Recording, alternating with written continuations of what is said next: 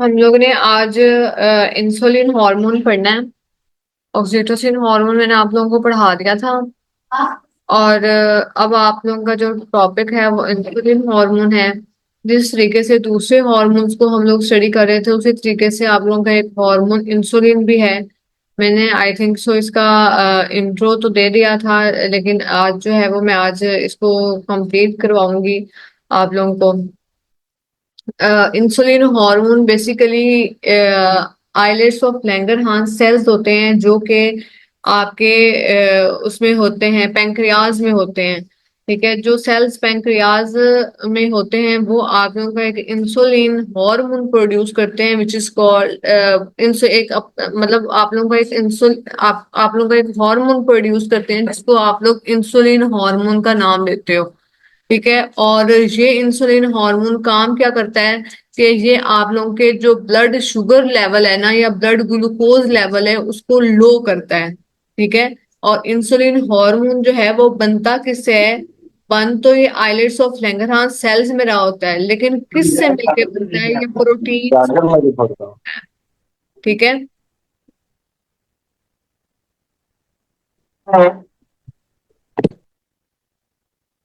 और इसकी जो केमिकल नेचर है डेफिनेटली ये प्रोटीन से मिलके बनता है, तो ये पेप्टाइड नेचर का होगा और पेप्टाइड नेचर का होगा और 51 अमाइनो एसिड से मिलके बना हुआ होगा।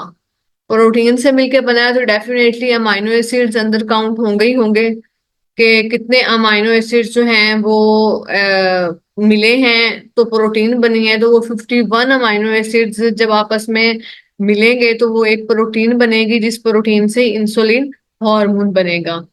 इसके अलावा हम लोग अब इंसुलिन के इफेक्ट्स पढ़ने जा रहे हैं कि इंसुलिन के इफेक्ट्स क्या क्या होते हैं। इफेक्ट्स ऑफ इंसुलिन, सबसे पहले कार्बोहाइड्रेट मेटाबॉलिज्म पे इसका हम लोगों ने इफेक्ट पढ़ना है कि कार्बोहाइड्रेट मेटाबॉलिज्म पे इसका क्या इफेक्ट है। बेसिकली जब हम लोग कार्बोहाइड्रेट्स हमारी बॉडी में जाते हैं, अब होना क्या है कि हम लोगों ने ग्लूकोज, एक चीज अपने माइंड में रखिएगा कि हम लोगों ने ग्लूकोज लेवल को हाई नहीं होने देना। ग्लूकोज लेवल हाई होगा, इंसुलिन का काम ही क्या है कि वो ग्लूकोज को हाई नहीं होने देता है। ठीक है, तो एक बात तो ये तय है कि ग्लूकोज लेवल हाई नहीं होगा चाहे हम लोग खाने में कोई चीज भी लेके क्यों नहीं जा रहे हो, क्योंकि हमारी बॉडी में इंसुलिन है तो वो इंसुलिन उस ग्लूकोज लेवल को हाई लो कर देगा। ठीक है, हम लोगों ने खाया, यहाँ पे हम लोग protein on carbohydrate metabolism, effects on carbohydrate metabolism पढ़ रहे हैं। तो उसमें क्या है कि डेफिनेटली अगर हम लोग कार्बोहाइड्रेट्स खाएंगे तो कार्बोहाइड्रेट्स का मतलब ये है कि हम लोग ग्लूकोज अपनी बॉडी में लेके जा रहे हैं। ऐसा ही है ना, कार्बोहाइड्रेट्स का जब मैंने आप लोगों को चैप्टर पढ़ाया था तो मैंने पढ़ाया था कि कार्बोहाइड्रेट्स जो है वो शुगर्स को कहते हैं, और ग्लूकोज शुगर की एक टाइप है। तो कार्बो हम लोग ग्लूकोज अपनी बॉडी में लेके जा रहे हैं, डेफिनेटली ग्लूकोज हमारी बॉडी में जाएंगे तो हमारे मसल्स में भी जाएंगे, हमारे एडिपोज टिश्यूज में भी जाएंगे, हमारे हार्ट के मसल्स में भी जाएंगे। मतलब कि वो हमारे बॉडी के सारे मसल्स में, सारे टिश्यूज में, सब सेल्स में जाएंगे, क्योंकि हम लोग खाने में ही कार्बोहाइड्रेट्स, हम लोग खाने में ही ग्लूकोज लेके जा रहे हैं। ठीक है, लेकिन जब वो पैंक्रियाज में जाएंगे तो इंसुलिन हार्मोन जो है वो क्या हो जाएगा? सिक्रीट हो जाएगा और एक्टिव हो जाएगा, और वो फैसिलिटेट कभी भी नहीं करेगा ग्लूकोज को कि वो आपके ब्रेन में एंटर हो या रेड ब्लड सेल्स में एंटर हो। ठीक है, वो उसको इतनी आप ये कह लें कि परमिशन ही नहीं देता कि वो आपके ब्रेन या रेड ब्लड सेल्स में एंटर हो, क्योंकि अगर वो आपके ब्रेन में या रेड ब्लड सेल्स में एंटर हो गया, अगर रेड ब्लड सेल्स का मतलब है अगर वो आपके ब्लड में एंटर हो गया, तो फिर तो डेफिनेटली आपके ग्लूकोज लेवल हाई हो गया, ब्लड शुगर लेवल हाई हो गया। तो वो उसको इतनी फैसिलिटेशन ही प्रोवाइड नहीं करता। वो जैसे ही देखता है कि ग्लूकोज लेवल हाई होने लगता है हमारी बॉडी में, तो वो फौरन ही क्या करता है? उस ग्लूकोज लेवल को सप्रेस कर देता है। ठीक है, तो वो ना तो हमारे ब्रेन में जा सकता है और ना ही वो हमारे रेड ब्लड सेल्स में जा सकता है। यही दो मेन पॉइंट्स हैं जहां से शुगर लेवल जो है वो हाई होना होता है और पेशेंट जो है वो डायबिटिक बन सकता है। ठीक है, इसके अलावा जो है, आपकी बुक का है बेटे, खोलो, सुनो मेरा लेक्चर, आप कहाँ खोए गए? बायोकेमिस्ट्री। उसके बाद ये क्या करता है, इंसुलिन का एक और इफेक्ट है कि जब हम लोग कार्बोहाइड्रेट्स अपनी बॉडी में लेके जाते हैं तो डेफिनेटली कार्बोहाइड्रेट्स के साथ हमारी बॉडी में क्या गया, ग्लूकोज गया ना। तो ये क्या करता है कि ग्लूकोज को स्टोर नहीं होने देता।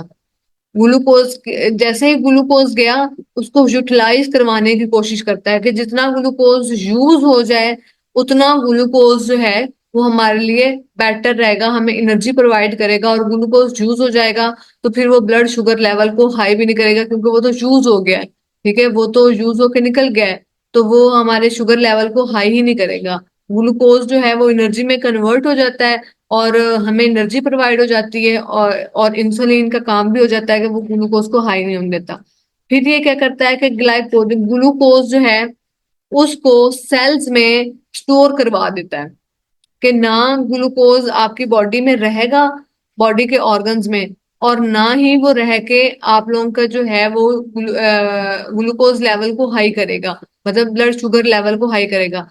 वो क्या करता है कि ग्लूकोज को सेल्स में स्टोर करवा देता है, किसकी फॉर्म में, ग्लाइकोजन की फॉर्म में। ये जहाँ पे मैं मार्क कर रही हूँ ग्लाइकोजन, ये उसकी फॉर्म में क्या कर देता है, ग्लूकोज को स्टोर करवा देता है। हमेशा सेल्स ग्लूकोज जो है सेल्स में किस फॉर्म में स्टोर होगा, ग्लाइकोजन की फॉर्म में स्टोर होगा। ठीक है। अच्छा, उसके बाद जो है ये आप लोगों का फिर वही बात आ गई कि कन्वर्जन, इसने ग्लूकोज आपकी बॉडी में नहीं रहने देना, इंसुलिन ने ग्लूकोज आपकी बॉडी में नहीं रहने देना। तो ये ग्लूकोज को फैट्स में कन्वर्ट कर देता है और आपके एडिपोज टिश्यूज में स्टोर करवा देता है। इसने कोई ना कोई चीज करते ही रहना है जिससे ग्लूकोज आपकी बॉडी में ना रहे, या तो वो स्टोर हो जाए और या वो क्या हो जाए, किसी न किसी चीज में कन्वर्ट हो जाए, या फिर वो यूटिलाइज हो जाए। ठीक है, या फिर वो यूज हो जाए। उसके बाद है on fat metabolism. On fat metabolism में क्या होता है कि हम लोगों ने फैट खाई, उसने डेफिनेटली अंदर जाके क्या करना है, टूटना है। ठीक है, जब वो अंदर जाके टूटेगा तो डेफिनेटली वो फैटी एसिड्स में, फैट जो है वो फैटी एसिड्स में क्या होगा, कन्वर्ट होगा। जब वो फैटी एसिड्स में कन्वर्ट होगा तो वो कोई ना कोई अपना फंक्शन जो है वो लाजमी करेगा। ऐसा ही है, जब वो अपना कोई ना कोई फंक्शन कर रहा होगा तो हम लोगों ने ये देखना है कि इंसुलिन का क्या इफेक्ट है उस पे, इंसुलिन क्या उसके ऊपर अपना इफेक्ट डाल रहा है। ठीक है, इंसुलिन जो हार्मोन है, जब फैट अंदर हमारे जाता है बॉडी की, हम लोग फैट खाते हैं, लेट्स सपोज हम लोगों ने मक्खन खाया या लेट्स सपोज हम लोगों ने दूध पिया मलाई वाला, तो उसमें तो फैट्स थे। जब फैट्स हमारी बॉडी में गए तो वो अंदर जाके किस में कन्वर्ट, टूट गए, डेफिनेटली उन्होंने हजम होना था, टूटे और किस में कन्वर्ट हुए, फैटी एसिड्स में कन्वर्ट हो गए। जब वो फैटी एसिड्स में कन्वर्ट हो गए, जब वो फैटी एसिड्स में कन्वर्ट हो गए तो उसमें डेफिनेटली उन्होंने यूटिलाइज होना है। आपकी एनर्जी भी आपको देनी है, डिफरेंट अपने फंक्शंस भी करने हैं। उसमें मैं इफेक्ट बताना चाह रही हूँ कि इंसुलिन का क्या इफेक्ट होगा कि जब वो फैटी एसिड में कन्वर्ट होते हैं तो एक एंजाइम एक्टिवेट होता है जो कि इनको मेटाबॉलाइज करने में हेल्प करता है, which is called acetyl ACE enzyme A carboxylase. ये पूरा जो है ये एंजाइम का नेम है। ये क्या है, ये एंजाइम का नेम है। जब आपके जब वो होता है, फैट से फैटी एसिड्स बनते हैं टूट के, तो एक एंजाइम जो है वो एक्टिवेट होता है जिसकी वजह से ये सारा कुछ हो रहा होता है, जिस कॉल्ड एसिटाइल एस को एंजाइम ए कार्बोक्सिलेज एंजाइम इसका नाम है, और ये एमसीक्यूज के तौर पे बहुत ज्यादा इंपॉर्टेंट है। ठीक है, उसके बाद जो फैटी एसिड्स हैं, डेफिनेटली फैट टूटी तो फैटी एसिड्स बने, फैटी एसिड्स जो हैं वो यूटिलाइज होते हैं और किस में कन्वर्ट हो जाते हैं, आप सॉरी, ये यूटिलाइज हुए, और यूटिलाइज होने के बाद आप लोगों के स्टोर जितने यूटिलाइज होने थे उतने यूज हो गए, बाकी के स्टोर किस में हो गए, आप लोगों के एडिपोज टिश्यूज में स्टोर हो गए। इज इट क्लियर और नॉट? उसके बाद आप लोगों के बस आप लोगों ने इसके 2 पॉइंट्स करने हैं, नेक्स्ट वाला पॉइंट जो है वो आप लोगों ने नहीं करना।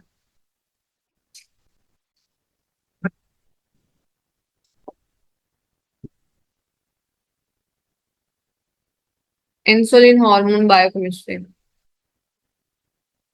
अब हम लोग पढ़ने लगे हैं आप लोगों का ऑन प्रोटीन मेटाबॉलिज्म। ये आप लोगों का जो मैं इंसुलिन पढ़ा रही हूँ ये आप लोगों का लॉन्ग क्वेश्चन है, और आप लोगों ने इसको लॉन्ग क्वेश्चन के लिहाज से ही अटेम्प्ट करना है, और लॉन्ग क्वेश्चन के लिहाज से ही आप लोगों ने याद करना है। तो अब हम लोग प्रोटीन मेटाबॉलिज्म पढ़ेंगे। अगर हम लोगों ने अपनी बॉडी में प्रोटीन को लेके गए हैं, लेट्स सपोज हम लोगों ने फिश खाई है तो फिश में प्रोटीन थी, उसने अंदर जाके क्या होना है, मेटाबोलाइज होना है। उसने अंदर जाके जब वो मेटाबोलाइज होगा तो डेफिनेटली हम लोग उसमें कोई इंसुलिन हम लोग पढ़े तो हम लोग इंसुलिन का भी इफेक्ट पढ़ेंगे कि जब प्रोटीन अंदर जाके हमारी बॉडी में मेटाबोलाइज होता है, जब हम लोग प्रोटीन खाते हैं तो जब वो टूटता है हजम होने के लिए, हजम होने वाले प्रोसेस में होता है, तो इंसुलिन उसकी क्या हेल्प करता है, ये इंसुलिन तब अपना कौन सा रोल प्ले कर रहा होता है।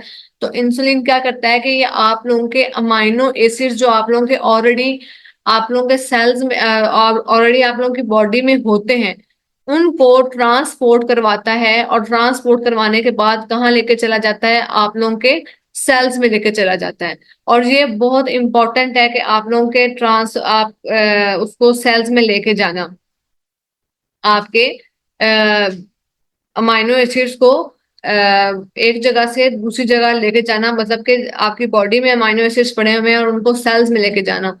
ये हो क्योंकि हम लोग प्रोटीन खा रहे हैं अपनी बॉडी में, तो प्रोटीन जब अंदर जाएगी तो वो टूट के किस में कन्वर्ट होगी, कोई ना कोई चीज टूट के किसी ना किसी चीज में कन्वर्ट लाजमी होती है, आप ये ध्यान में रखिएगा। ठीक है, तो प्रोटीन किस में कन्वर्ट होती है, अमाइनो एसिड्स में कन्वर्ट होती है। तो इंसुलिन क्या करेगा, उस अमाइनो एसिड्स को आपके सेल में क्या कर देगा, एंटर कर देगा, आपके सेल में स्टोर कर देगा। ठीक है, अब इंसुलिन, अब बी पॉइंट पे आ जाए, इंसुलिन जो है वो आप लोगों के सेल में स्टोर है। ठीक है, सॉरी, अमाइनो एसिड आप लोगों के सेल में क्या है, स्टोर है। अब वो आपके सेल में स्टोर होके क्या बना रहा है, एक तो वो मैसेंजर आरएनए बनाने की कोशिश कर रहा है, मैसेंजर आरएनए जो है उसको प्रमोट कर रहा है ताकि हम लोग न्यू प्रोटीन बना सकें, और एक वो डीएनए की ट्रांसक्रिप्शन को प्रमोट कर रहा है ताकि हम लोग मैसेंजर आरएनए बना सकें। हमारे पास यहाँ पे दो चीजें बनती हैं, एक प्रोटीन बनती है और एक मैसेंजर आरएनए बनता है। तो ये इंसुलिन जब अमाइनो एसिड्स आपकी बॉडी में एंटर होते हैं, सेल्स में एंटर होते हैं, तो अमाइनो एसिड्स किसकी हेल्प से ये दो चीजें बनाते हैं, इंसुलिन की हेल्प से। इंसुलिन सिक्रीट होता है और अमाइनो एसिड को किस चीज के लिए फैसिलिटेट करता है, किस चीज के लिए इजाजत देता है, किस चीज के लिए उसको इजी करता है कि तुम आराम से प्रोटीन बनाओ। ठीक है, टू फॉर्म न्यू प्रोटीन। ठीक है, तुम आराम से प्रोटीन बनाओ, और उसके अलावा तुम आराम से क्या बनाओ, मैसेंजर आरएनए बनाओ। ठीक है, उसके अलावा इसका काम क्या है कि ये आप लोगों के प्रोटीन कैटाबॉलिज्म को क्या कर देता है, इनहिबिट कर देता है। इंसुलिन डेफिनेटली कैटाबोलाइज होता जा रहा है, टूटता जा रहा है, टूटता जा रहा है, मतलब तो वो एक पॉइंट पे जाके प्रोटीन टूटता जा रहा है, टूटता जा रहा है, तो इंसुलिन एक पॉइंट पे जाके उसको इनहिबिट कर देता है कि बस अब यहाँ तक ही होना था, अब तुमने मजीद नहीं टूटना है। ठीक है, उसके बाद आप लोगों के ये इनहिबिट करता है ग्लाइकोन्यूजेनेसिस को। ठीक है, इनहिबिट करता ग्लाइकोन्यूजेनेसिस को डेफिनेटली, अमाइनो एसिड्स हमारे बॉडी में जाएंगे तो हमें एनर्जी मिलेगी। ठीक है, कहीं ना कहीं वो ग्लूकोज को प्रमोट करेंगे, तो ये जो ग्लाइकोजियोनेसिस का प्रोसेस है, डेफिनेटली ग्लूकोज अपटेक होगा। तो जो इंसुलिन है वो ग्लूकोज को अपटेक होने नहीं देता, तो वो ग्लाइकोनियोजेनेसिस के प्रोसेस को ही खत्म कर देता है, क्योंकि उसने उसका काम ही ये है कि उसने ग्लूकोज को नहीं बढ़ने देना आपके ब्लड में और आपकी बॉडी में, क्योंकि फिर वो पेशेंट्स डायबिटिक हो जाते हैं। ऑन ग्रोथ के इंसुलिन जो है वो आप लोगों की ग्रोथ के लिए बहुत ज्यादा जरूरी होता है, क्योंकि इंसुलिन बना ही प्रोटीन से होता है। तो जब इंसुलिन बनता ही प्रोटीन से है तो प्रोटीन जो है वो आपकी बॉडी की ग्रोथ करवाने में बहुत इंपॉर्टेंट रोल प्ले करती है।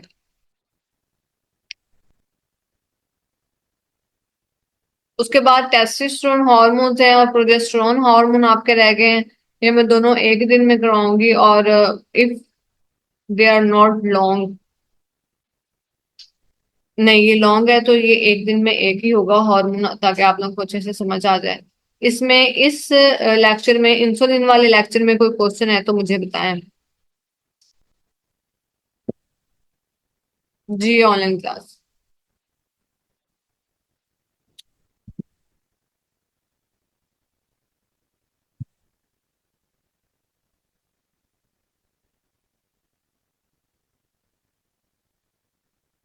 Any question from this topic?